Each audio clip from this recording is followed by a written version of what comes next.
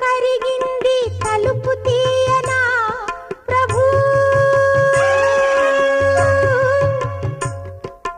ఇలా గొంతు వణికింది పిలుపు నీయనా ప్రభు.